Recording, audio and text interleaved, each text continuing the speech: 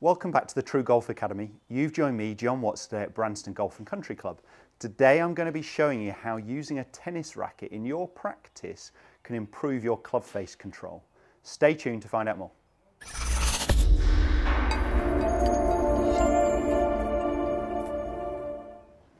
As mentioned, today's video is actually going to be a slightly strange one.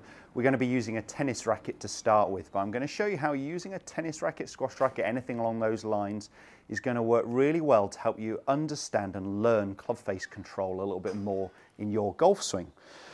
So what I want you to do is go ahead and with your trail hand, so for me as a right-handed golfer, that is my right hand. I want to hold the racket. I want to stand in golf posture. We could have something to focus on, in fact, so I'm just going to put a ball down as a focus point. We're going to set up with that racket squarely behind the ball. And I'm just going to go through the steps of the golf swing that you can start to work on from here. So in that takeaway move, what I want is the leading edge of the golf club at the same angle as your spine. So we're looking to try and get the same sort of thing with the tennis racket here. That means the racket is facing slightly downwards.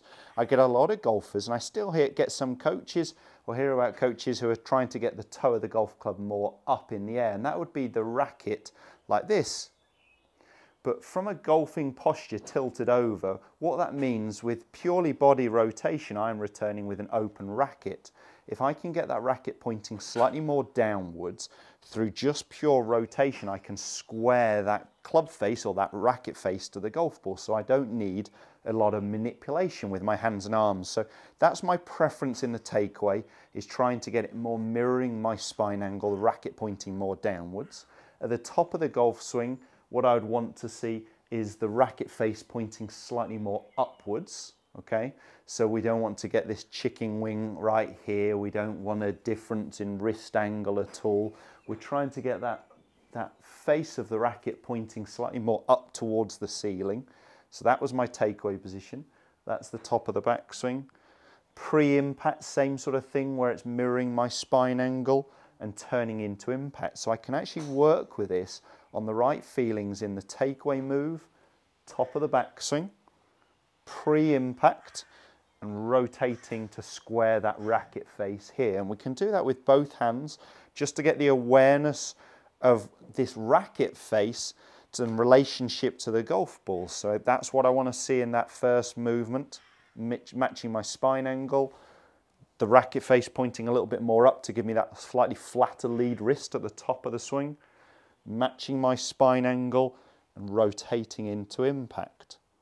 So just doing some slow rehearsals at home with this racket is really going to give you great awareness of club face control. It's taking out that manipulation with the hands and arms working independently. We're very much working on a body swing, not a hands and arms swing. So I think a tennis racket, squash racket is a great practice drill for you before then putting it into a golf swing. So I'm not going to worry too much about looking at the data and the swings on this, but I'm just going to go through that step-by-step process again, working on my club face position at takeaway, the top of the backswing, the feeling of that racket pointing more up, that lead wrist, matching my spine angle, turning into impact. It gives you great awareness, having used that tennis racket, of where that club head is before you go ahead and hit one or two. So let's give it a go.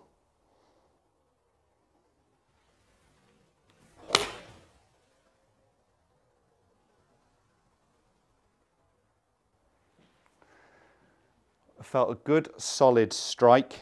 I really felt like I had some awareness of where that club head is through the golf swing. So if you're struggling, whether it be the takeaway, the top of the backswing, into pre-impact or this release through the ball, just doing some slow rehearsals there is definitely going to give you more awareness of the club in motion. Let me hit one last one.